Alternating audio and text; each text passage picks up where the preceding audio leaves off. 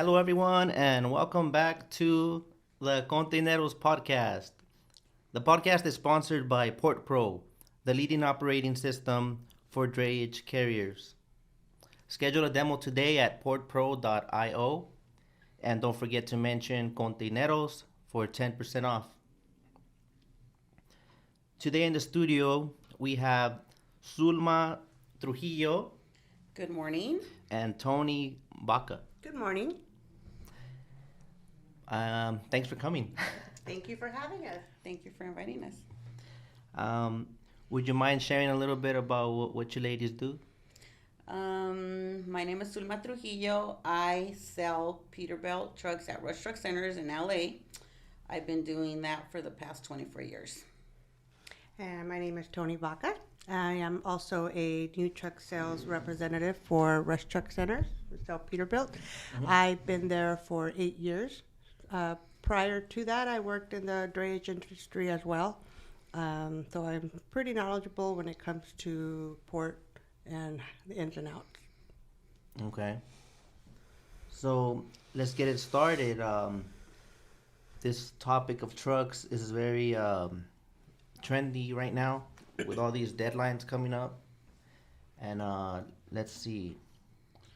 Well, we'll get into that eventually. But here's a random question to get it started. Do you sell lately? Have you noticed you're selling more trucks to women? Not. I mean, I've sold trucks to women, but not that many. Maybe I'm gonna say 2 or 3 people in my whole 24-year career. 3 women? Wow. Yeah, I think How about you, Toni? I've only had 2 in the whole time that I've been selling trucks to women, 2. and they've been fuel tanker applications. Oh, okay. Yeah. The couple that I've sold to, they have been from the port. Oh yeah. Mhm. Okay. Mm. Yeah, there's more women jumping into trucking. I noticed, at least at the ports, there's a lot of women out there now, and starting their own business too, like going all in. You know. It's a good business if they know, if they have the right connection, definitely. Mhm. So it is a good business to get into. I do see them on the road though, which is pretty cool. Yeah. Mm. Mostly over the road type drivers I've seen. Really? Yeah. You do custom order trucks at your place? Yes. We sure do. All new trucks for Peterbilt are custom built. So whatever the customer wants, we will build it for them. It could be day cab, sleepers. Everybody likes their own different torque, horsepower, transmission. We build them for them. What's like the weirdest request, or do you remember? I've had. How about some- your day cab? The pink chassis? Yeah, I have, he's doing bottom dump, and his special request was white body, pink chassis. He's doing a breast cancer, how do you call it? In honor of his mother who survived breast cancer, so he's going to do all this detail and to the truck. So for me, that was a little different. Yeah, that was a different. Yeah. Sounds different. Yeah, I mean, it'll look nice when he's Yeah. done with it, for Yeah. sure. But pink chassis is definitely not a common request. And they take a beating, especially that area, right? The chassis. Yes, yeah, they do. So I don't know how long it's going to last pink like that. Yeah, the warranty is less when you get a painted chassis because of that. Because I would say within a year, it's all messed up. Yeah, already. he'll have to retouch it for sure. But I think he wants to make it like a show truck, so we'll see. Yeah. Show trucks are fun. That's how you could tell the difference between when they have a passion for the trucking or it's just, a means of income. Mm-hmm. I mean, they're all means of income, but some go the extra mile, Well, at the end of the day, it's their office. Yeah. I mean, you want to be comfortable. You want it to look as nice as possible, I would think. So Yeah. that's why these guys come to Peterbilt, because they want the best.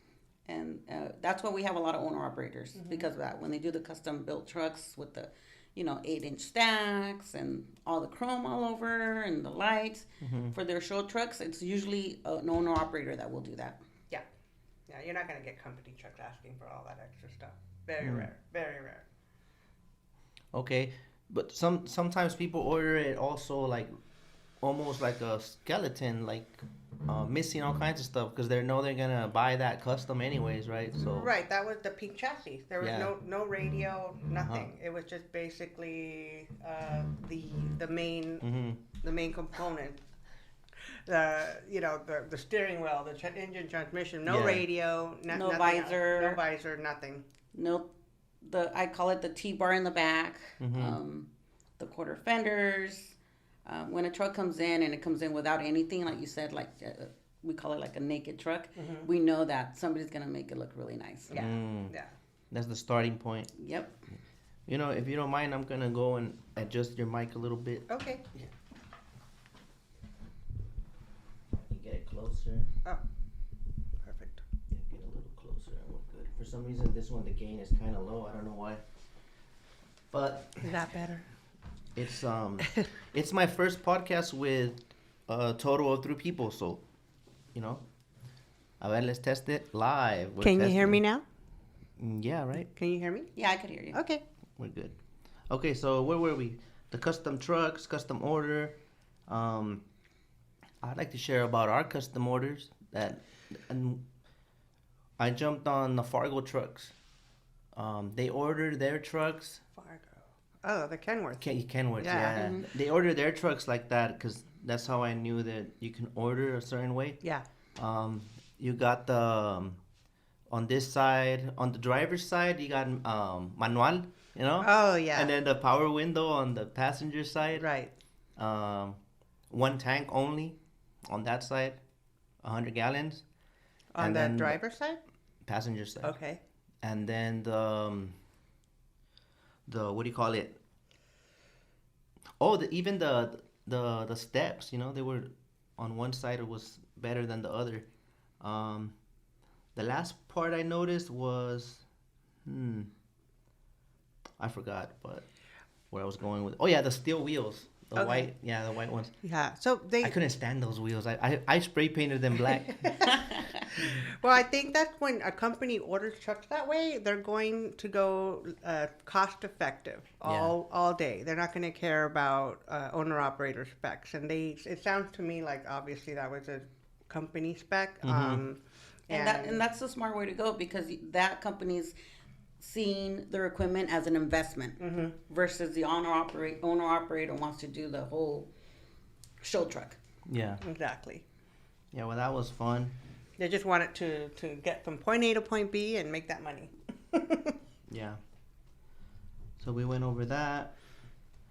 Assembly lines, like when people say order a truck, is it really literally happening in the back of your dealership, or is it like No. shipped, or how does that work? Where do they make them? Well, our trucks, they make them in Denton, Texas. And, right now, Heavy production, duty. heavy duty, yeah. Heavy duty is in Denton, medium is in Canada. But back before all of what's going on now with supply chain issues, they would make a truck in 1 day. 1 day it takes to make a truck. When you would order it takes about 1 day, but when you order a truck, it's really 6 to 8 weeks before you see your truck in the assembly line. Exactly. Those were the normal times. Right now, you order a truck, you won't get your truck until next year. Yeah. Wow. So how's it gonna work then when all these trucks expire their access? If you don't have a truck to switch into, how do they think that's gonna work for the supply chain? It'll probably make it worse. Scary times. That is why right now a lot of people are trying to get extensions with CARB, placing their order on their trucks, trying to get an extension for those people that have to the end of the year with the compliance schedule that we have right now in California. This has never happened before. This is something new, and it's a very scary times that we're living right now. And even if a customer wants to purchase a used truck, they're scarce and they're very pricey right now. Very pricey. Yeah, I've seen day cabs, like 2010, I believe, 40 grand. A Volvo, almost 80 grand. Someone mentioned, Dougie was here last night. He mentioned something about a truck with 700,000 miles, like close to the 100,000. You know what I mean? It's Right. true. It's true. Very true. Trucks with 600,000 miles for 130, and they're like 18s. Yeah. It's insane. It's insane. And just what 6-7 months ago, a new one was going for like 165, Right. and now you're selling an 18 for 130. It's insane. It's scary. How long do you think that'll last? This market? We're in 22. I would say till the end of 23. Yeah, at least 2 more years. That's what they say, right? That's what they. Yeah. You're not going to see any new stock for at least 2 years as well. So definitely place an order if you need to do something now. No trucks on the ground for a customer to just walk in and purchase at all. And we're not just saying that. I mean, it's the facts. If you want to get compliant, you definitely want to start doing the process and get something going. Because don't wait to the last minute. There will be nothing. Well, some people want to bet on that. Well, that's a hard bet to make because you're not going to win. Well, look at it. Look at it closely. I don't know why I thought of food's gonna wipe right now. Hey, look at it closely. Like we've jumped the gun on things before, and then come to find out, after the fact, you could have waited. You could have this. It happens once you already make the jump or the investment, and it's really frustrating. So a lot of guys are betting that they're gonna give extensions because it doesn't make sense. Although it seems purposely they want to fuck shit up. But No, I think what they need to understand is, yes, I know what they're saying because I was a part of it. My dad had Get a closer to the company. mic, please. My dad had a company Yeah. back in the day, and we all went through the same thing. I had to apply for grants. We did everything, everything that they're going through. And ourselves, we didn't believe it either, and we did everything at the last minute, and we got our trucks. We had to, do it. But we didn't have a pandemic on top of everything else. So this is really happening, and this is something that they have to take seriously. If they want to stay in this industry and they want to continue working and they want to continue being owner-operators or company owners, you have to take that step. So you're either going to get your truck before the end of this year, or you're going to need to place your order now and try to get that extension. And unfortunately, not to be mean, but this is why they're in this boat right now, because they did decide to wait to the last moment. They did say, "Oh, no va a pasar nada," Yeah. That's what they did last time. We have plenty of time with their trucks, and you don't. And now they're scrambling. They don't know what to do. They're giving us calls. Is there any more grants? How can I can't find a truck. How am I going to replace it? That's where they're at right now because they waited till the last moment. Yeah. there's a lot of I heard or they told me or this and that. Like there's no concrete. You would say, you know what I mean? Unfortunately, because I get a lot of customers, no, que mi compadre, que mi tío, que mi hermano me dijo esto, que el primo del hermano del papá, like, unfortunately, they just need to call and find out for themselves. Yeah, the facts are there. You can find out on your own and go to the CARB websites and, don't listen to your friends' rumors. We're telling you that these things are really happening, and they need to start being proactive and apply for a grant if they feel like they qualify, or find a truck. Yeah. And going into grants, I don't know if I'm jumping in there too soon, but No, I'm hopping around. It's cool. Let's just go with the flow. okay, well, when you said apply for a grant, we just want to make sure that people understand that there isn't any grants available right now, like the diesel grants that we had just last year. There's only limited space available for somebody that would like to apply for a CNG truck, but they have to get an extension with CARB. There's steps they need to take in order to apply for this, and there's only limited space. And after that, all they can do from this point on is hope for the electric truck, because that's the only other incentive available at the moment. So what are they gonna do meantime if they didn't miss out on this limited amount of slots?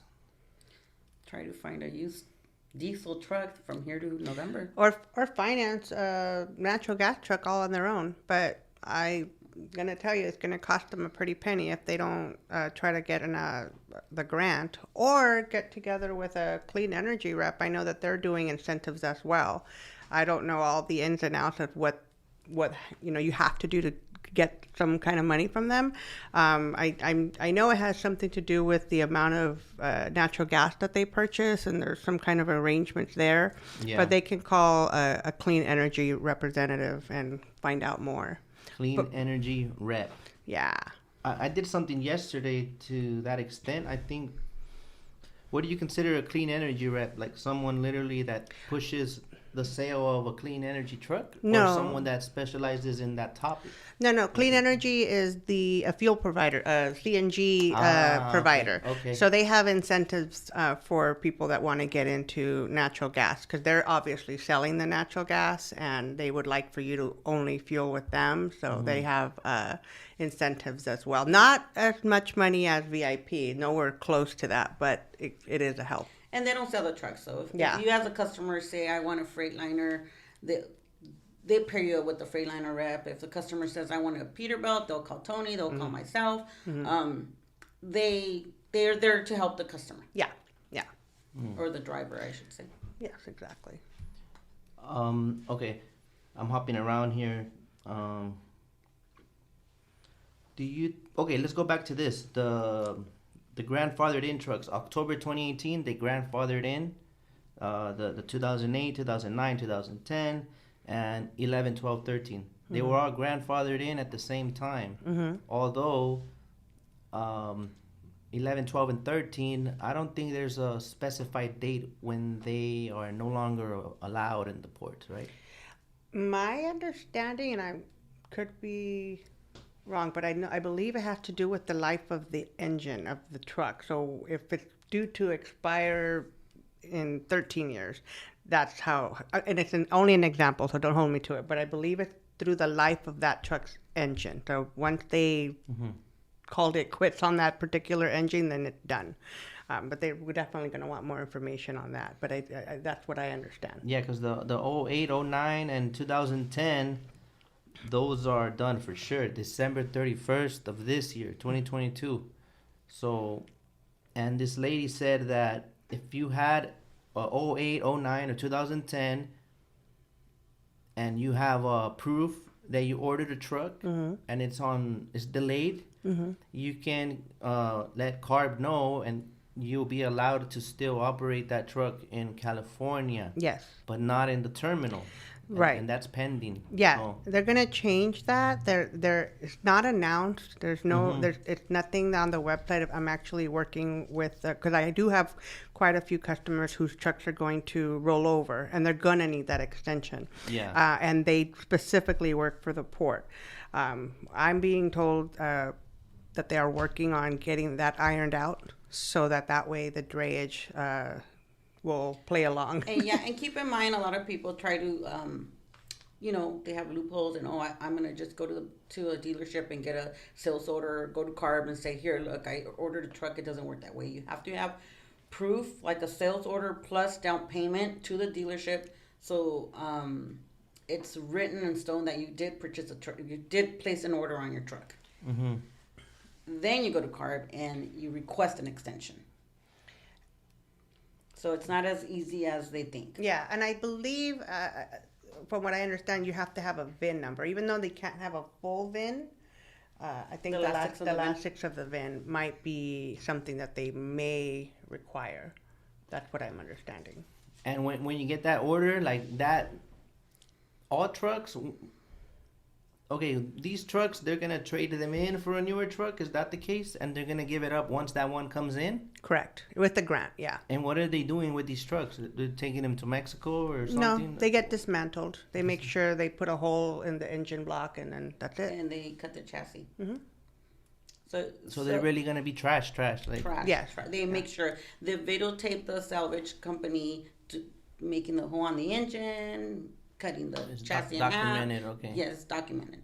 Because then I was going to say, like, oh, how funny. Like, so as soon as you get to Mexico, the air kind of says, oh, okay, I'm a chill. I'm not welcome. And you know what I mean? It got deported. Right? The truck got deported. What's the longest the guys are having to wait for a truck?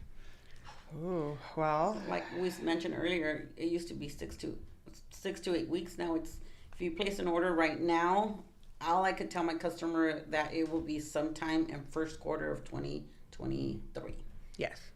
What about the plug? I'll put an order in. You just take your time on that truck, please. Like, don't well, take a couple years building that truck. I'll be fine with my 09. Yeah. No, I think they, per what I spoke to Ash about, air quality management district, they have to have a time date. Like, let's say your build date is second quarter of 2023. That's the extension will be till second quarter of 2023. Yeah, just like last year's grant VIP. It states on the paperwork that they have to take delivery by June 30th of this year.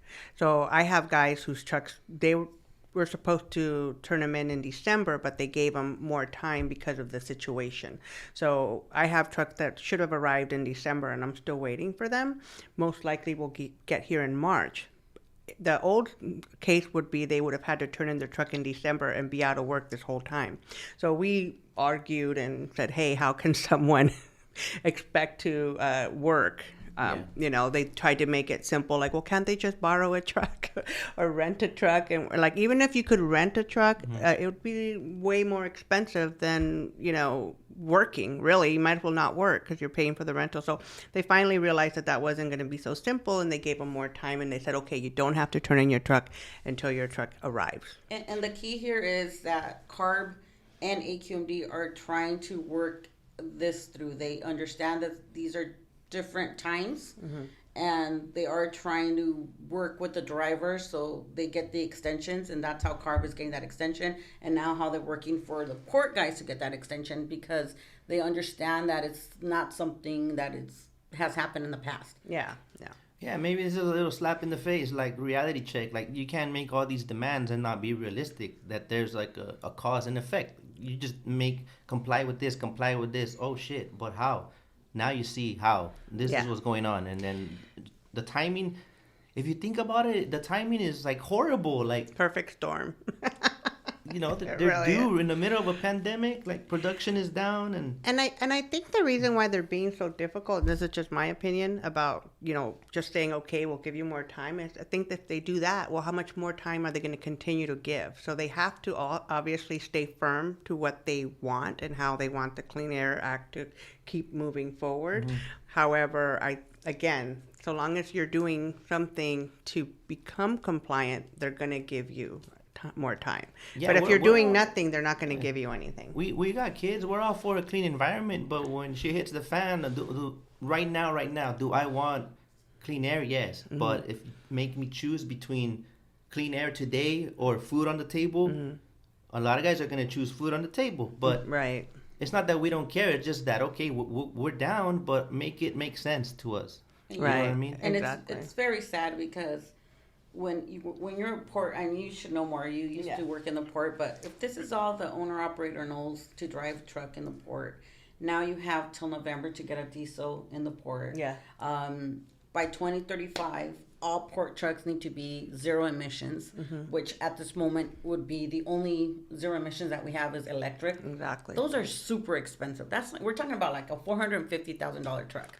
How is that owner operator going to purchase that? Even if you get $100,000 from not to mention infrastructure, they have to also have that as well. It's scary. It's scary. Hopefully, I'm retired by then. Well, that's what's messed up, because the guys are they finally pay off the truck. They're starting to build a business, and it's a business whether you have 1 or 10 trucks or 100. It's a business. That's your means of income, and these guys finally. The sweet spot in being an owner operator is once you got that truck paid off. Now that represents more money on the table, more growth, or whatever you want to, choose accordingly. But it seems like they're caught in this cycle where you got to start all over. Like a lot of these guys, like, there's all kinds of age gaps or age differences, right? How does a 45 or a 65, you know what I mean? Does a 65-year-old, let's just say, someone, with all due respect, of older age, or I'm not, I better watch my words, because sometimes you say shit, and nowadays, somebody that is going to retire in the next 5 years, and they just want to. Why the fuck well, excuse my French. Why would they want to jump on that again? It's like starting from zero. Like now the truck owns you again. I remember when I hopped on them, they were leased to own. Only come to find out to own and you at the value of 40 grand when the truck's been paid for itself like twice in that lifespan. You know, like.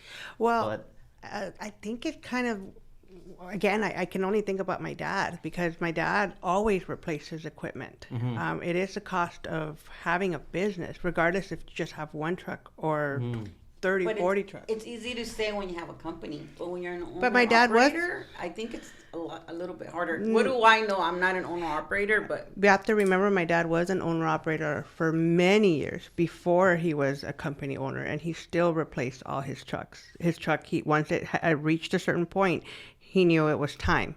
Because if you think about the payment that you pay on the truck, now you're going to be investing it in the truck to constantly repair it. And if you do the Yeah, that's math, right. at the end of the day, at the end of the year, those are when the you smart start, people that do that. But let's face it, how many do not do that? Well- A lot of people don't do that. In the beginning, when the grants barely started happening, and I'm not gonna lie, these owner operators would show up with their cab overs.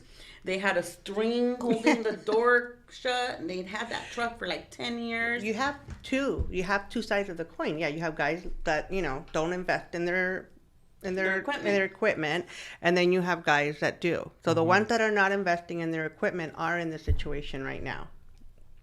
Let's be honest. It is what it is. They have to understand that this is a business, and the way that you treat your office, your overhead is the way it's going to treat you. Now, I'm not expecting everybody to jump on the bandwagon and say like, "Oh my God, I'm going to go buy a $250,000 truck." yeah. But definitely know that these things are machines and they do break down and they do need to be replaced eventually. And right now, with the situation, the best thing for them to do is to try to, if they want to stay in this business, upgrade. And that's what I recommend right now. If there's owner operators listening, your best bet right now is to apply for that CNG truck. If you want to continue in the port, it's a 12-liter. It doesn't matter where you go. Yeah. I'm not plugging Peterbilts, but yes, go to Peterbilts. But we are. But they do the job. She's like, don't be salesy, don't be salesy. Too late, no. They're 400 horsepower. They do the job. They do 80,000 gross vehicle weight. Yes. You could have a 10-speed, a 13-speed, automatic transmission. You could have a sleeper on it. You could pick whatever color you want. A lot of people think, oh no, they're too slow. They're not. My load's too heavy for that engine. No, it will do the job. Trust me, it will. There were horrible experiences with. I remember this corny. I'm not gonna say the company, but they did this corny YouTube video where they made this truck race, and they were racing another truck. A And, natural gas truck? yeah. Okay. And it's like, oh man, get out of here with that. But they were trying so hard to push those trucks. I think they were Ford day cabs. Oh, And, okay. yeah, they are not that fast, but. All I heard through the grapevine was those trucks no aguantan. Those engines kept going out or left and right. The ones that you're talking about is, and this was back in, and I'm gonna say, I think it was 2009. It was like a trial period. We had the first LNGs, not CNG. There yeah. were LNGs. Yeah. There were 9 liters, so there were Okay. little trucks. Yeah, Okay. very Hauling small 80 engines. Gross vehicle weight. They were a nightmare. They were, and because of that, Mala those engines, fama. those engines got a bad reputation. And this round that we came back and we're like, okay, let's do CNG trucks. A lot of people are like, hell no, those trucks didn't last and this and that. But they learned from it. They went back to the drawing board, and this is why we have a 12-liter engine now instead of the 9-liter. So what's the difference? Because we started with LNGs, right? And now these are CNG. What's the difference? You could still order LNG. It's not very popular. Liquid natural gas. And CNG is compressed natural gas. I haven't sold any LNG since 2009, and trust me, the port, there was a lot of LNGs in the port from everybody. Is that something like a phase that kind of like when you have a phone, just 2G, it's 3G, 4G. So you started with LNG, but then it evolved to CNG, or is LNG still on the menu, like, but nobody wants it? Or? It's still on the menu, but, and this is my understanding on the liquid natural gas, it dissipates, right? Like, you could have it in the engine, and then 3 days go by, and it's gone. It's gone. There goes your money. It's not something that anybody was really liking, because if you fill up your tank on a Thursday and the port's closed Friday and you go to work on Monday, you have to refuel again. So you don't want that. I mean, I have customers that still want the LNG. Really? Yeah, I say, why not CNG? That's what I know now, and I had the bad experience with the LNG back then that I just go with compressed natural gas. Yeah. Were all those trucks screwing up back then? What were the owner ops facing? Was they under warranty or limited time? How did that work? That was your time. I didn't have. Yeah, it ended up being warranty with Cummins. I think it was just a little. It was too small of a truck for 80 girls would go wait. There are still some on the road, though, that they were able to replace. I believe with a grant. Did they replace any of those natural gas? I never did. By the time I got back to my customers, they had already sold the trucks. They gave up. It wasn't pretty. I mean, it wasn't pretty. You ladies know what you're talking about, do you guys ever get like this... I'm just gonna ask you: do some men feel you don't know what you're talking about? Like if they call, you got someone else I can speak to, or I think not in now anymore. But I mean, I started 24 years ago. I did get customers that would ask for like certain horsepower, certain transmission, or a certain ratio. And the moment I would say, well, you can't get that ratio with this torque or anything like that, and then they would say, oh, I was just testing you. And or literally they would hang up with you and they would call the manager and say, can a male salesperson help me out? But I don't get that anymore. Do you? Toni, have you ever gotten that? I get it, but I feel like what they do is they start asking for certain random.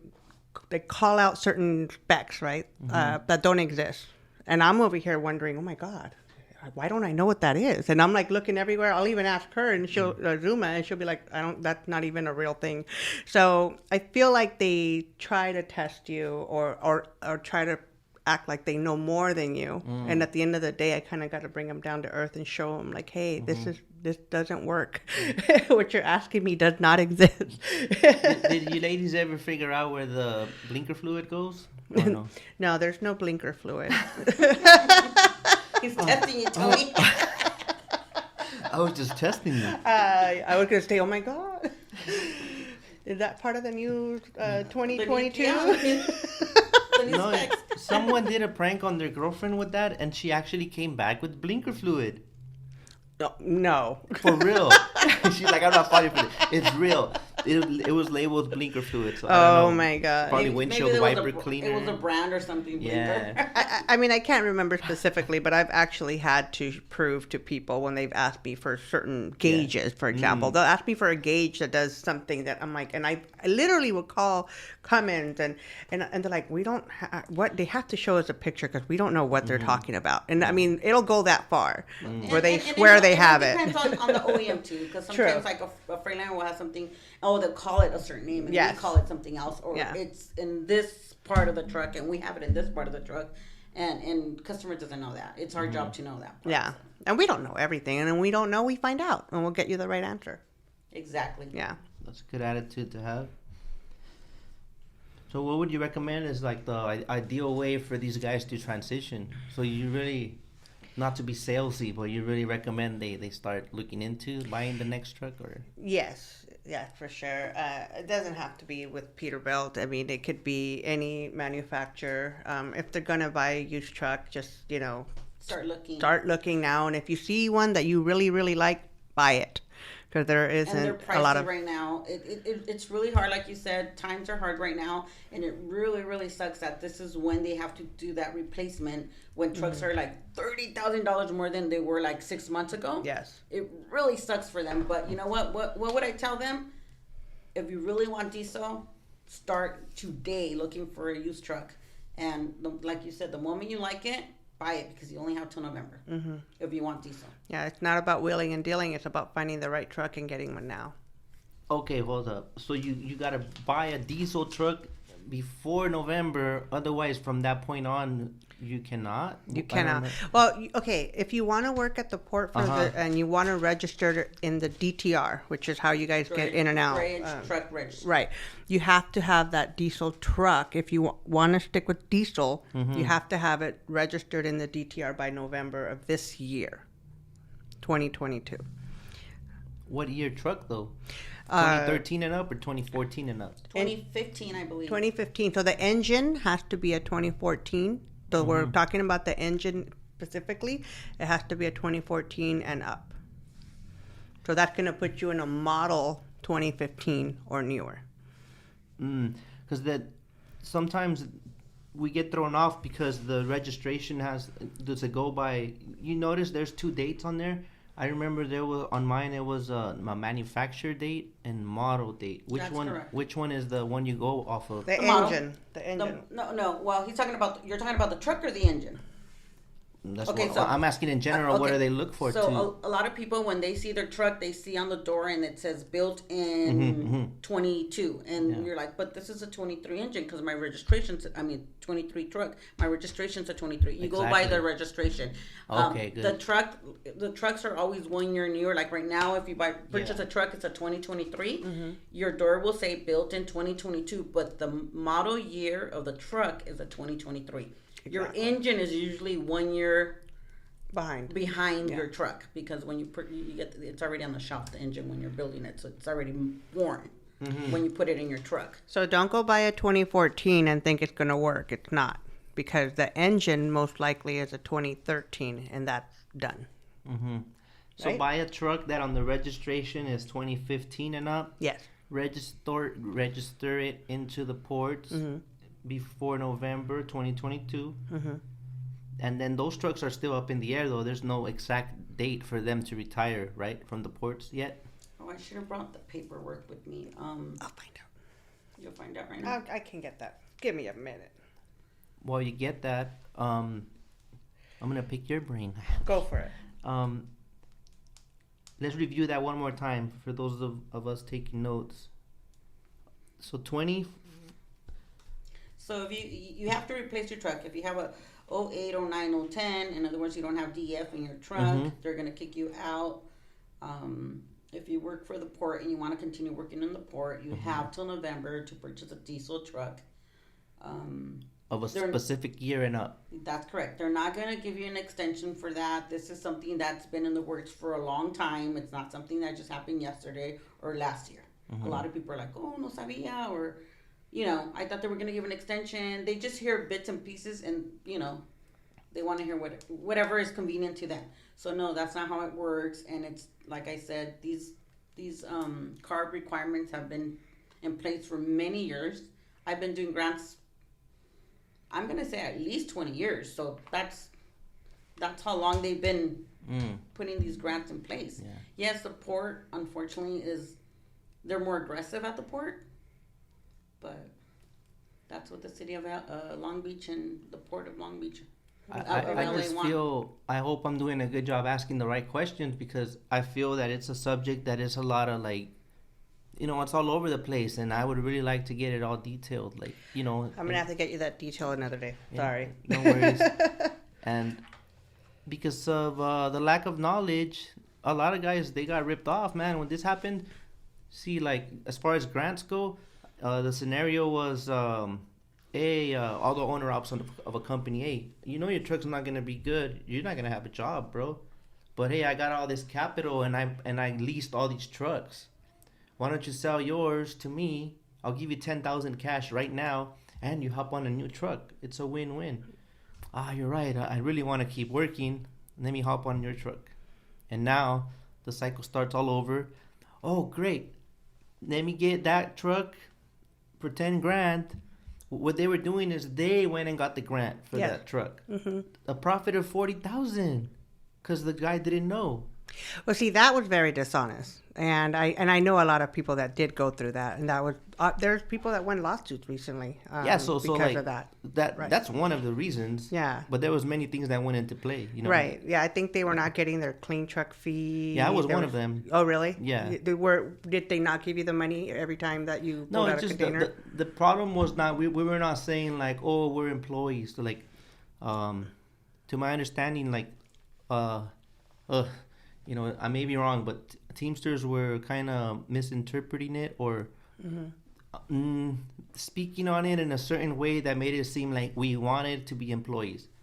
But the lawsuit was basically because we were arguing that if you're going to treat us like employees, you can't do certain things, you know. Like, Well, it was kind of like backwards. Yeah, because So- you guys got the truck, but you couldn't, and you paid for the truck, but you couldn't leave the company. Yeah. Even though you're paying for it. So Yes, that's where it there was was a kind lot of of- a twisted. lot of Yeah. Was it things like- your used truck that they used in order to get that truck? Yeah. No, I just jumped on the one that was available. But I was gonna buy my dad's. My dad was gonna. My dad hopped on the new one and let me take over the old one, and then we found out they were on the way out, like for sure. And then he's like, you know, we did what he did what was best, you know. So either wait for me to do payments little by little, or he could get a large lump sum from someone out of state that was gonna buy it. So it's like that was what's best for him. I'm like, fuck it, I'll jump on one too. So we both ended up working at that same company for many years. But there was a lot of shady stuff, so that's what stemmed that whole lawsuit thing. And then it was a ripple effect, like everyone else hopped on it. You know what I mean? And I believe this is public information anyway, Yeah. so I'm No, not it's trying not. to No. get controversial or No, anything. no. It did happen. It just goes to show you gotta know what you're working with. Even the clean truck fees, the way they pitched it was like the truck pays for itself. Yeah. Do the quota, 15 loads a week, and it pays for itself. Because each load, Landbridge would get you $20. There's 35. Oh, yeah. See, they even lied to you then. They even lied to you too because it was 70.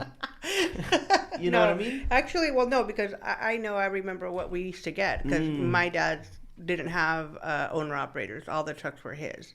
So, I mean, we didn't have any lawsuits because we didn't do anything bad to anybody. But basically, I remember it being $35 per load. So I think it added up. If you go in and out, right? Load in, load. As long as the container was loaded, you were getting a fee. Yeah. And So that's how you got why the it was 70. 70. Yeah, Yeah. that's why it was 70. Yeah. Yeah, so it felt like, okay, like, if we're being responsible for the truck, we're doing the maintenance, we're paying it with the Yeah. intent to buy it someday, at least Yeah. to own. Now, why are there all these restrictions, all these rules, all these kind of orders, like if we were employees? So that's just one of the many things. Yeah, you know? that wasn't right. At some point, all. they even charged us for toilet paper. That's how petty they were at some point. Wow. Yeah. Wow. Yeah, That's crazy. it was in the settlement. Minus this much for, like, I don't want to say toiletries, but some kind of description. I was like, okay, I better not poop in this office. You know? Got enough overhead. But- Exactly. Yeah, But but yeah, going so- forward, we don't have I'm sorry, not to interrupt, but we don't No, have no. the schedule but we could always get it to you. Yeah. And then Yeah. your listeners, Yeah. we'll email it to you and then you'll have it for your listeners. Yeah, what I was getting at with this story was that, like, that might be a reason why come around again, there's a little distrust, a little, like, skepticism, you know, like, so what's really available to them now that they can get on their own? Well, That's what I wanted to say. And that's what we're saying, that they don't have to go through a company to. Maybe Yeah. that's what they thought back then. Whatever the reason, credit, whatever, they couldn't finance it. But if you're going to a dealership and you're going to have $125,000 down payment because of the grant, you're going to get approved. You don't need anybody's help. I don't know what your interest rate's going to be, you know, but it's definitely something that they can do on their own. They don't need anybody else's help. So grants are still available? Can they literally take everyone that has a truck Not everyone. They're From the very port? limited. can go and say, I got this truck, give me that new one? Or No. the slots are running out, huh? Like she was There's saying, limited very slots limited. This year, I probably in a couple months will be closed with the VIP, and that's only for CNG trucks. We are done with diesel. I get calls every day. Mm-hmm. We are done with the program. Last year was the last year for diesel. We're done. There is no grant for diesel whatsoever. So now they're choosing between natural gas and electric? Natural gas or electric, or purchasing their used truck on their own. But used truck diesel only this year. This is it, November. It's so much. What do you recommend? Personal opinion. Start doing something. Oh. Electric or No, I honestly recommend get your diesel truck. Me, I Yeah. mean, not being a salesperson, just being a person Yeah. thinking, go get your little used truck that qualifies and hurry and get it before November. Like, Yeah. hurry up and do it. and keep running that. Yes. If not, you're gonna have to be in debt. Like a CNG is like 250,000. Right. Yes. Mm. If you're able to qualify for the program, then you'll get help with that. But if you're not, you're gonna pay 250 on your own. That's just a lot of money. Yeah. And electric right now, there's a wait list for incentives for electric, but electric trucks are like 450,000. And honestly, I would say wait a couple of years for electric just because the infrastructure is not there yet. Nailed it. Yeah. So, like, again, why are you going to jump into something that's the unknown right now and you're going to get stuck with it? And I mean, you're already on the edge. You so hop from the 08, 9, 10 to 15 and up, ride that wave while the infrastructure builds up, Mm-hmm. and then follow it closely. Like you know Exactly. And the range is very limited too on the electric trucks. What is it, 250? 200. 200 before you have to recharge. They say about 150 to 200. I was told 150 and I was in shock. But then you said someone came out and did a training and it was 250, but 200. or 200. Sorry, 200. So those guys that are gonna trade in their trucks, allegedly some are deleted emission systems. So is there a way that the dealers know when a truck has been deleted or tampered with? as Oh, you far mean as like they took the the emission Yes. system? Oh, They disconnected the emission system. I've heard of it. I don't know how we could detect it. yeah. Pictures that they ask us to take for the grants, we has nothing to do with that. I don't know if the salvage company takes a different kind of set of pictures. I mean, any truck that I've done grants with, obviously they haven't told me it's been tampered with because I have no idea. Yeah, we 'Cause have that's no a idea. rumor I heard. Like, hey, if you're gonna want to trade in your truck for the grant money, make sure you don't delete it because then they won't accept it. So I Well- was just curious if Well, what's we the shouldn't way. accept it, but how can we tell? How would we be able to know? We just take a picture of the odometer, the engine tag, the door tag, around a walk around of the truck. I'm not saying to do that, but Yeah. but I mean, it's going to the scrapyard at that point. What does it matter, you know? yeah, we would have no way of knowing. We wouldn't have no way of knowing, but I'm Okay. sure. I mean, I don't know can if you there's imagine AQMD finding that Yeah. out? That I wouldn't want to be in that predicament with Yeah. the truck and then them calling you and saying, Yeah. "Give me my money back" or something. How would that work? Oh, that would be. That would be a headache, kind of like Because you're stuck without a truck anymore, and then now you have to pay that money back if they would find out. I don't know. Honestly, that's a question I have no idea because nobody has ever said, "Hey, I tampered with the truck. Can I still?" yeah. No, and they probably won't. Yeah, But- I don't. Exactly. How about not say nothing? And I don't want to know. I don't even think I've ever heard of a situation. Have you? I've heard of a situation. When they have those recalls that the DMV sends the truck to the OEM so they could do like some kind of campaign recall. And I had a customer say, "Oh my God, but I deleted the emissions." And I said, "Well, you better put it back or you're not going to get registration." And he had to like pay for it to get all installed again. Then he took it to the dealership. They did that campaign on it. And with that paper from the campaign from the dealership, then you could go register your truck. So I think they're getting smart, and that's probably why they're doing that. So many things, huh? Yeah. How do you guys stay sharp? You guys read a lot of the articles, or does the dealer offer training on all these things so you could be up to date? Or We get training. We get meetings, grants, meetings all Cummins the will time. visit you. Yeah, we just had a meeting. Clean with Energy Cummins. visits you. I Yeah. mean, you just got to be in touch with them and network. Yeah, and if you care about the customer, you're gonna actually want to get informed as well. So I think that's why we know a lot, Yeah. as much as we do. and I already asked you what's the ideal way to transition or not. I'm sorry. Sometimes I have a Sleepy Joe moment, so I did. Yes, And what you was your did. answer? You got anything to I add? said diesel. She yes, said diesel. diesel. Diesel. Oh, of course, yes. Don't make. Yeah, we Don't did wait till the discuss last that. one. Yeah. Don't wait till the last minute. If you And see it, buy it. Don't think there's going to be an extension for you just because there's no trucks. The extensions right now are for people that are doing grants because the trucks are not getting there in time. But I don't think there's extensions because there's not trucks on the ground or anything. No. Well, see, like these trucks that got grandfathered in, let's stop talking. I'm going to stop talking about the 09, 10, and 11s. No, 08, 9, and 10. Because right? they're out. Mm-hmm. Because they're out. But let's talk about 11, 12, and 13, right? Even those are off topic, right? Because to register in the ports, you need 14 and up, right? Yes. 15 But to be safe, 15, you recommend? 15 and up? 15 and up. 15 and up. Okay. And those are not even grandfathered in yet, right? So there's no issues about when it comes to transfer of ownership, right? Here's the thing. Because mine was grandfathered in, let's just use mine for example. It's out at the end of the year.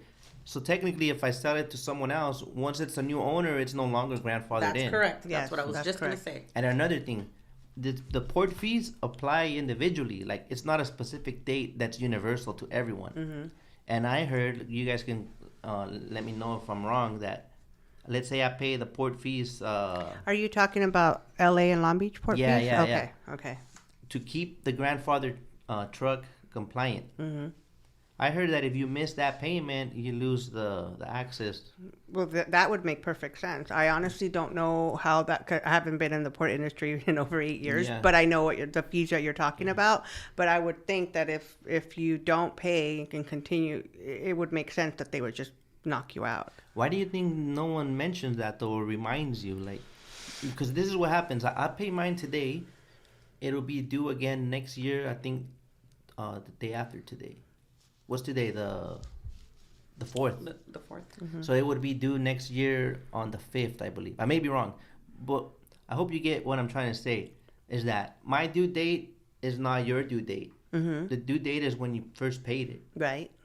So no one's really keeping on track of it. Like, hey, remember to pay your port fees. 'Cause Well, they're not going to, and I don't remember them ever. I mean, we would be shut out all the time because we would forget. So you pay it and then you do it. You pay once a year? Is that what it is? Yeah, it's a fee that you have to pay. They started in 08. It used to be free. You never had to pay to go into the terminal. All of this stuff is started back then in 07 or 08. Yeah. The fees. It's just a lot of stuff to Yeah. stay on top of. Yeah. So I think it's kind of unfair that such a small detail can affect you accessing the terminal. Well, that's that- missing a port fee date. Exactly, and that's everything though. If you think about it, all of the fees that you had to pay in the terminal, they never send you a reminder notice. They just didn't, and it's for them. It was like you're just shut out until you pay, and then you have to be 24 hours until they put you back in the system, and then you have all these problems because you can't get in. But they're not going to remind you. They're not going to Okay. hold. They're not going to hold your hand. Wow. So these guys really have to make a really tough decision. They're gonna buy that freaking $80,000 Volvo, a 2015. Let's just do the scenario. The market's hot. You buy that old ass Volvo with the high mileage for the sake of staying with diesel Yeah. for an additional period, right? What's the worst that can happen? You do it in frame and spend, 10, 20 racks. It's still less than the other debt, right? Yes. Yeah. It's getting interesting. What is the most and- expensive used truck you've sold so far that you thought, oh my God, like I can't believe this truck is sold for this much? I'm sorry, that's a good Yeah, question. that is a good question. Wow, the 2019 that I'm trying to sell right now, That- 230,000, 130. 130, How many miles? 288. Is it the 579? Yeah, 579 Peterbilt, 10-speed, Packard engine. Yes. If we put all those things in there, it's 130. It's a nice truck. It looks nice, but a year ago it wouldn't That have. would have been like a 70, 80. $80,000 truck. Yeah. We would hope the market stays, because loads are paying good right now from what I hear. So we would hope it stays in matches. And it 'Cause that'll should. suck if the rates drop It can't. significantly and then you got all that Jesus. debt.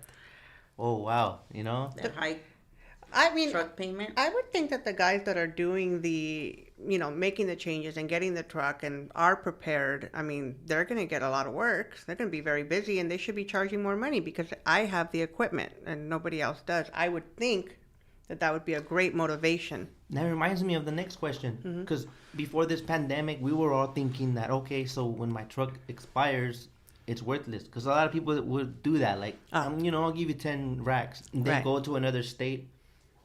Excuse me. I saw a dump truck in Utah in 95.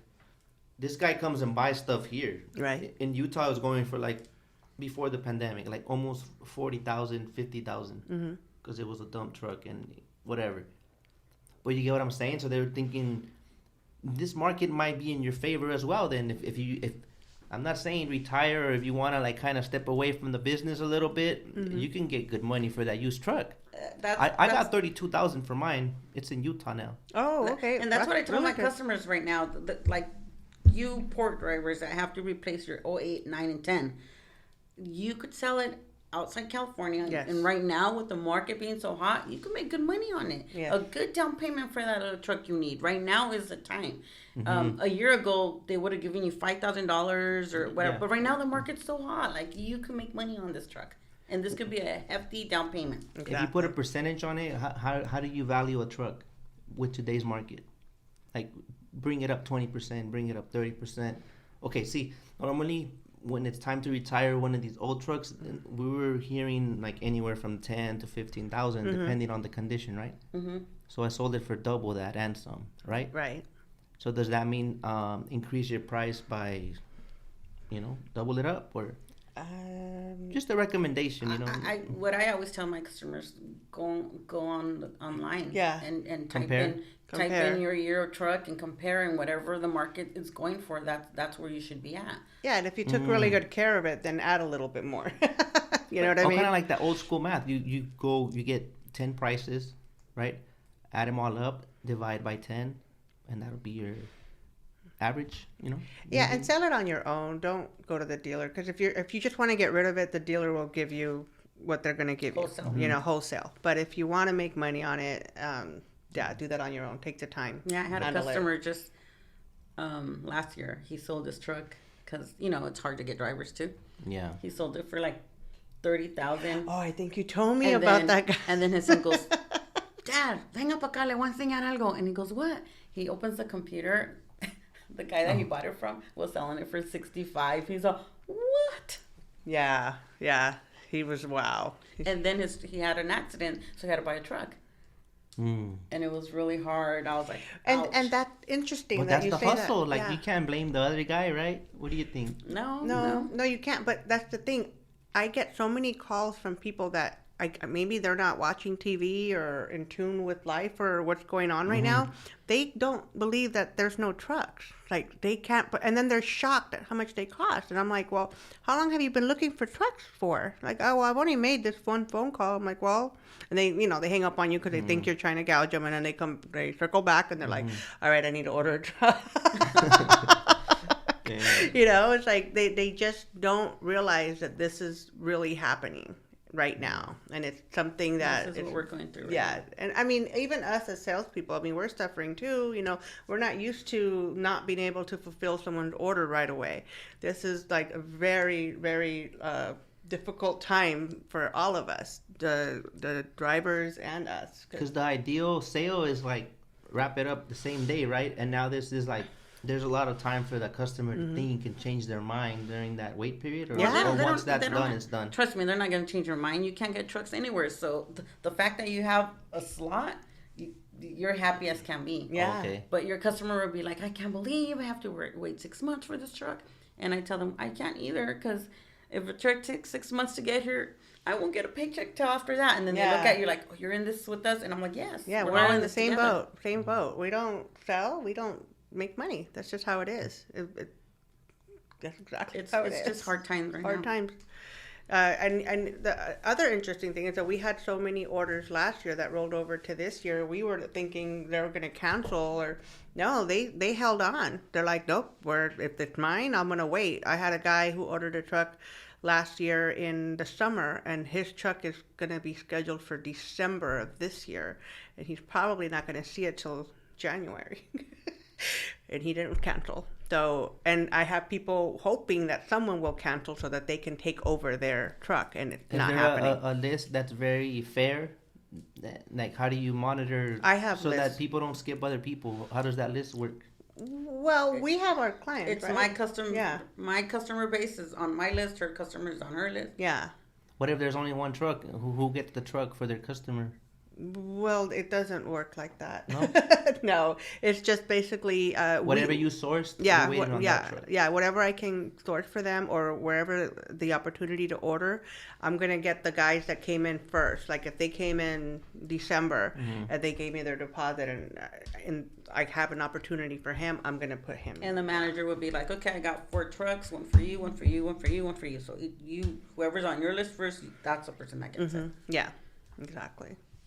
How does it work in sales for you ladies? What's the, describe like a day in the life of a sales lady at Peterbilt, or any dealership for that matter? Because it's a little different than car sales, I'm assuming. Yes, It's different. Right now, it's different, like across the board. across the board. It's not like it used to be, but basically, you knock on doors and you establish your customer base.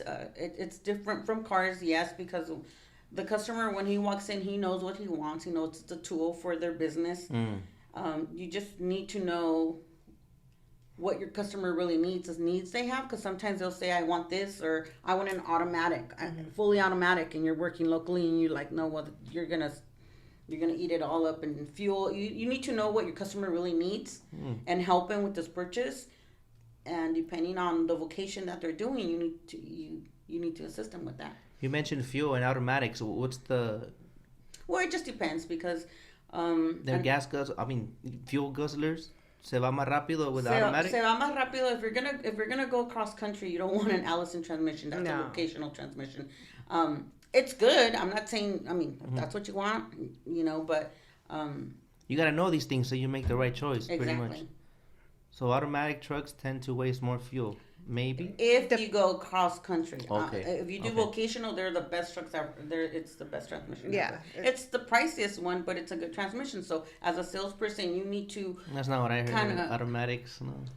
No, because you're talking about the automated. Okay. Yeah, it's different. Sorry to cut you off, but I just had to. I know, but I'm like, okay, but you're talking about the different one. I know there was different ones. Yeah, you'd be surprised. There's so many different configurations that you can put in the truck. But at the end of the day, you could think you want something, and you think that's exactly how you want the truck to be. But if you're talking to a salesperson that's going to know, okay, if you do this, this is what's going to happen with your fuel. You got to understand that we know a little bit about what we're talking about too, and then just communicate well with your sales rep, and then you can get the right truck built. And you have to really put them first, right? Because I would see maybe some sales guys or girls would sell you what they want to sell you. You get it? And I think in this market, it works against you, because now the customer is upset. It's not doing the job that they needed it for, and that would be bad. And every salesperson is different, and that's what's very important. And sometimes, for me, and I'm not going to talk for other salespeople, but you have to give them what they want. At the end of the day, they're making the payment. They're the ones getting in the truck. They're going to tell their brother, their uncle, their dad to come buy trucks from you. And it's the referral and the word of mouth. If you don't do a good job for your customer, then they're not going to come back to you. They're going to go somewhere else. But you got to remember, though, sometimes when you do give them what they want and they get what they want, they're, at the end of the day, they're not happy with what they wanted either. No, but I've had situations, trust me. As a salesperson, you need to give them the pros and the cons. And Yes. you have to tell them, Yes. okay, I'll give you this. You want a 2050 torque with the 605 horsepower? That's fine. But 565 will do the job, and you're not going to spend that much money on fuel. But I'll give you what you want. But remember this conversation. Yeah. I don't take orders from women. They want the 2050 torque, 605 horsepower. And they don't need it, but they want it. Macho. Exactly. Your fuel. So where were you going with the day in the life, since I interrupted you? Day in the life. I don't know. I love what I do. I like talking to customers. They visit you. Now I'm selling to their kids. It's nice. It's just about customer relation. Yeah. Bottom line. Feel free to chime in. Is that how you say it? Chime in. Yeah. Same question applies to you. When you're going at it with the competition right here. You know what? We're not competition. We're really No? good friends. Anything she needs or she has questions about, I'm always there to help her out. And Yeah, I've learned a lot from Zulma. Zulma has been with the company a lot longer than I have, and whenever I have a question and I don't understand, I definitely ask her. And I don't have a problem No. helping her or helping anybody at work. Yeah, she's very helpful at work. How does it work? Like, you guys look out the window and you see someone walk up, you run out. Like the cars? No, we have a floor No. day that we call it. That each Yeah. salesperson has a day during the week. We made that's the sure day not you to have a open and you floor day close. today. We made sure not to Yeah, have one. today was my floor day. I had to switch. We switched her. I'm like, no, girl. We're gonna. So we're what's your gonna floor day? handle- Oh, they give everyone access to succeed by letting the floor be yours that Yes. day? So Yes. that day you open and you close. So anybody that comes in, or Oh, you got a sale anybody that, coming in? oh, my Yeah. phone has not stopped. I know. I'm like, Anybody that comes in or calls in, that's the day that you get new customers. Mm. You're not gonna do anything to compete with Honda, the helpful Peterbilt people, fill up our tanks or something? no, we don't do that. No. But if they're nice, we'll give them a gift and they sign the order. Yes. And they take delivery of the truck. Are they ever too nice? Like any disrespect as a saleswoman, or guys hitting on you, or getting a crush, calling you at work, anything like that? I've never had somebody, I don't think a crush or anything like that, but sometimes they'll say something, or you just, you just try to be polite and professional Yeah. and kind of put them in their place, and they normally they get it. Politely, huh? Like, Politely, I mean, I haven't had no nightmares at all. I haven't had any nightmares. I've had some, and I try very much to say, hey, I'm married, but it's just yeah, you want to see that truck over there. married. That one. Yeah, no, but It's harder with the wives though, right? The wives are the celosas. Sometimes, yeah, they can be very, very nice. It just really it depends. But I was telling you before about a funny story. I did have one, Okay. one particular person who will be remain nameless, taking delivery of his truck, and he was trying to ask me out for drinks with his baby in his arm. So I thought that was hilarious. I'm like, no, I can't do that, but thank you. That's confidence on another level. It sure was, but very rarely, most, if not all of the people that come in are very respectful. Yeah. It's a business transaction, and so it doesn't happen often, thank God. Thanks for sharing your story. I didn't want to, but here you go. It does happen. He remained anonymous. Anonymous. Please. How many viewers? We're getting there. We're like I think- at 350 right I think now. he's gonna be, oh shoot, that's me. I know. So guys, though, don't carry that child when you're spitting that game. But tell me your story. I know you have to have a story. Make one up. I don't have any stories. No. No. Really? I'm very firm. I'm firm too. If I feel like you're Said you're not firm. She just said I wasn't firm. I'm just talking about myself. I just feel like if I Daniel's feel about like to it's come in going through that the door. conversation, I put it into it right away. Yeah, well, I do too. I just feel like sometimes they just, All right, se moving on. pasan, se pasan, se pasan. Relax. We're crossing out the crazy customers. Very rare, but they do exist. So no competition on the lot. You got your assigned day to sell. Yeah. Yeah, and I mean, I'm sure it there's exists, plenty but of we customers don't. for all of us. Yeah. So let's go back to the trucks. We're almost done, ladies. I hear those phones going wild. All those sales out there. But do you think, is there any way to make them a little nicer? Those trucks, with Like- that big ass Talking ugly about, box. they're beautiful. That box. You talking in about the CNG tank? Oh, I have a few that I've made that I think were very nice. It's the way that you design it, because if, like, for example, remember the one that came in the other day? You said you didn't like it.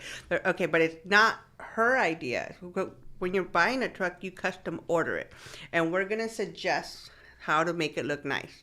But of course, every component's gonna cost money.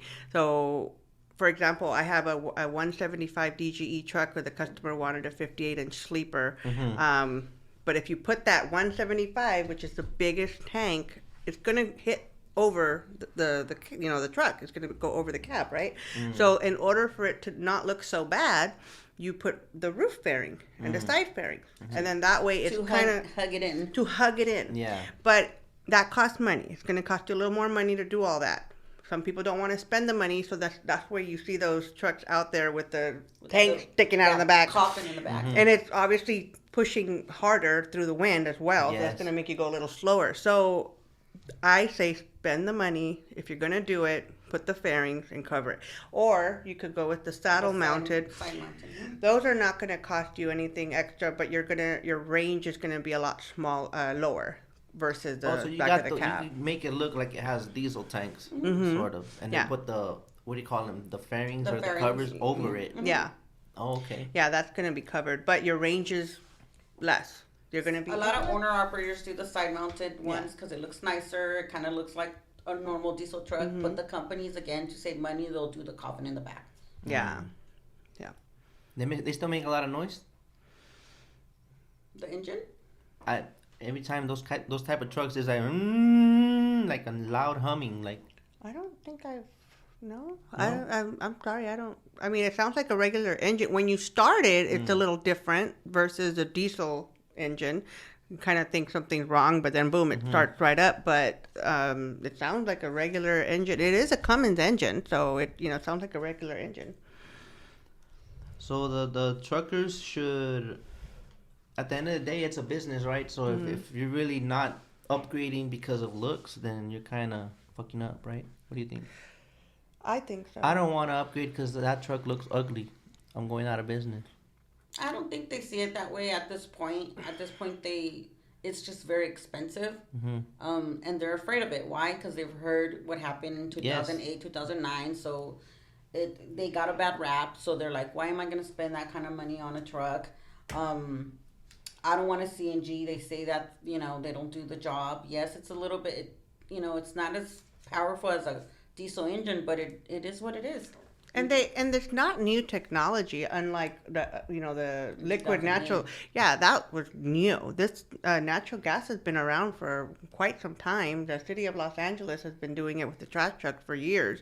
So Oh, that's right. they're not new. It's been around for quite some time. They're not going to be the first ones, the guinea pigs or anything like that. They're definitely been around, so they should feel a little bit more comfortable if that's the route they're going to have to go or want to go. One or the other. If they want to continue in the port. Yeah. Or they can just work in California. So the Forget advice the is to inform themselves. Get on the website. Get on the CARB website and find out what is your best for you, because everybody's different. So whatever works for you, you need to start working on it. Don't let it go by. Don't think it's gonna change. You're not gonna get extensions, anything like that. You need to be proactive and you need to start working on it now.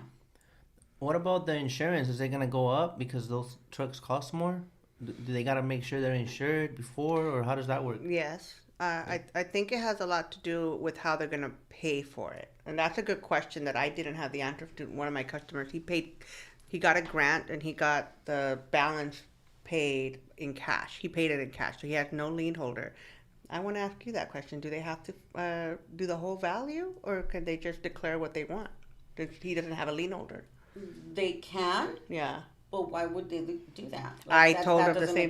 make I told sense. him the same thing. He says he didn't want to have to pay that much in insurance, and I said, "Well, I'm not going to tell you what to do. I'm going to let the insurance agent advise you, because I'm going to assume that if you only going to insure it for 150 and your truck is worth 250." The lien holder ain't gonna be too happy. Right? Well, no, the lien holder is going to make you insure it for what they want. Yeah. How they So what whatever you you're owe. financing, that's Yeah. what they're the lien holder. But if you're saying it didn't have a lien holder, Yeah. so it's a cash deal. So Yeah. yes, that owner operator is trying to cut corners by only insuring it for 150. But Then he's screwing himself. exactly, that's not a good business decision right there. That's what I thought. I said, you do what you feel is comfortable for you, but if something happens, So now, if it gets totaled, he gets what he invested in for Right. insurance, right? Which I would would be think- minimal.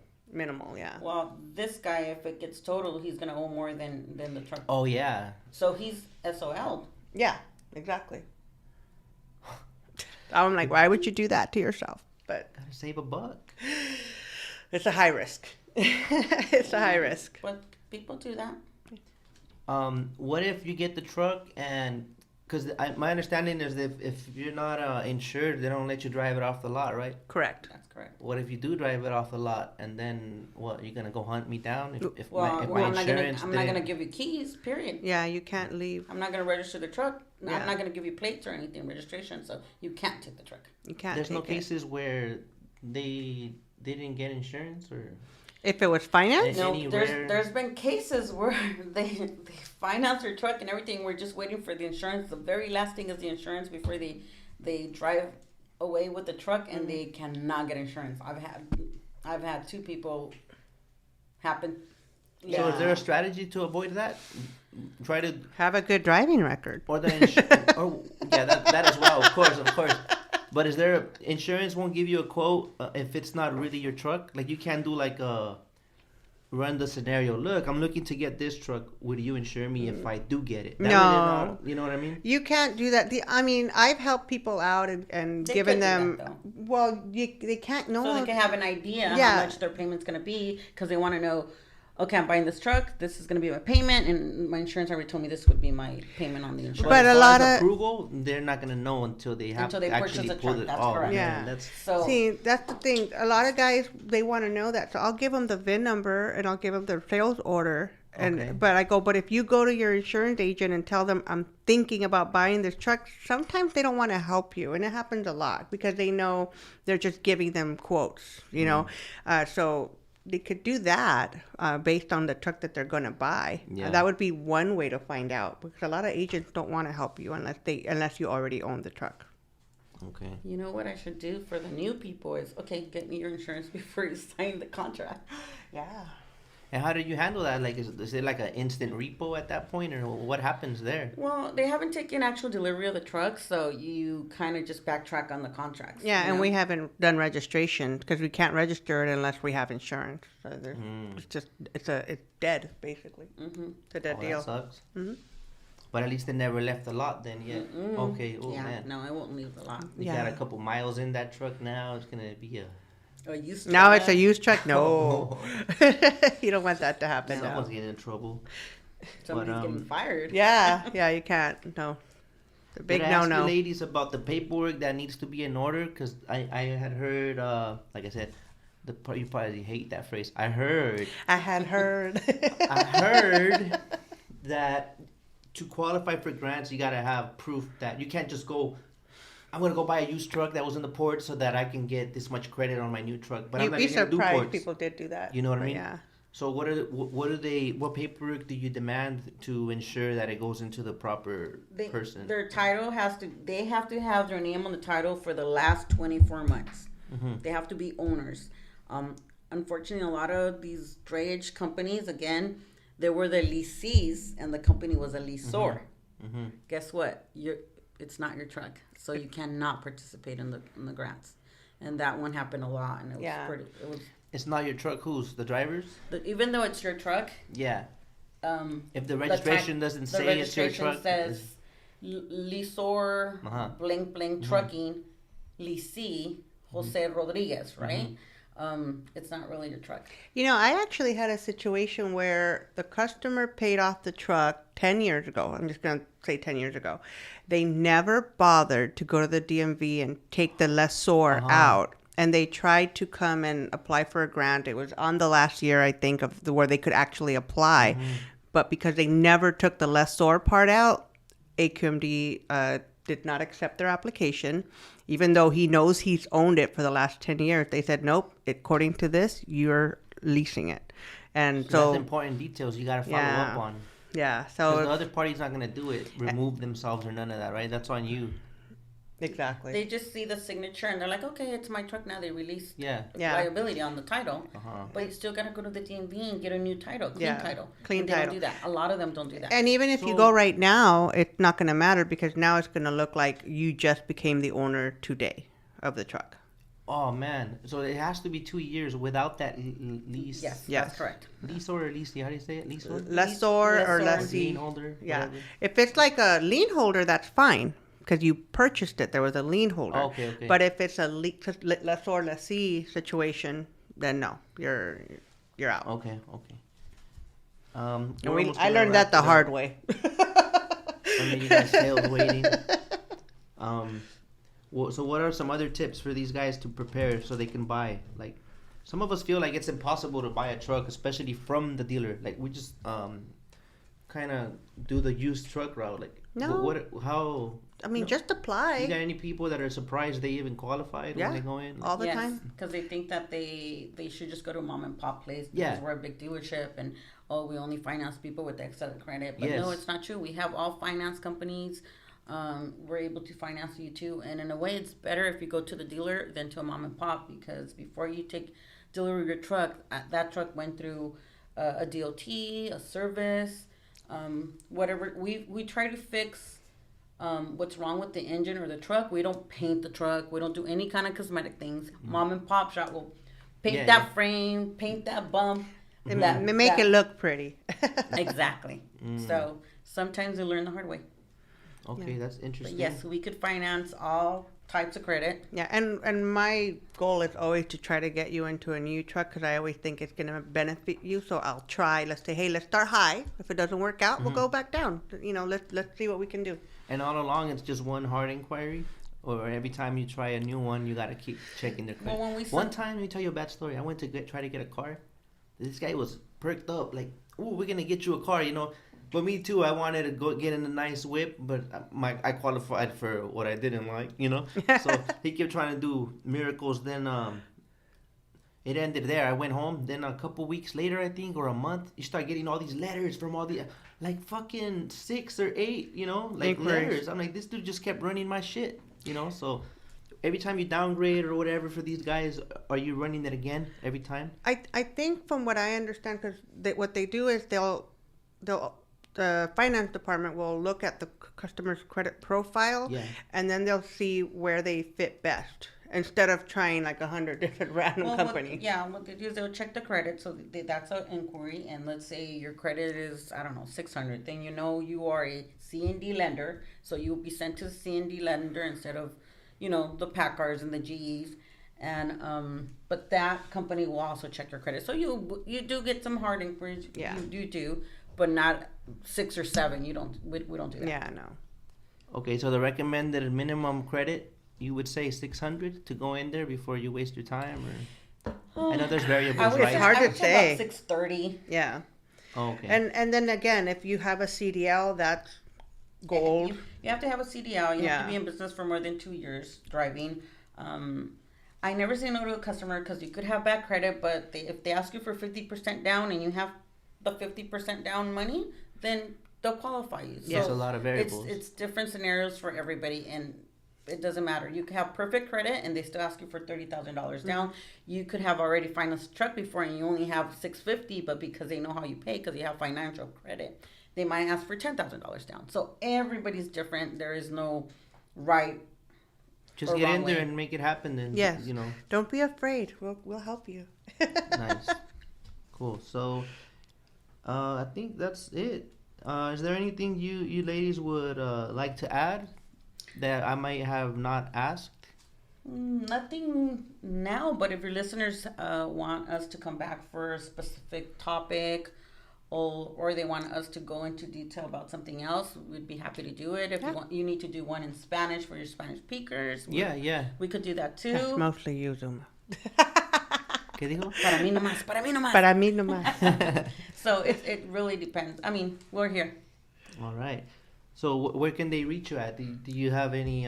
Do you have a sales number, like a business line or something, or where they could call? Or Yes. Again, or I could add it in the description as well. Zulma Trujillo, Rush Truck Centers in LA.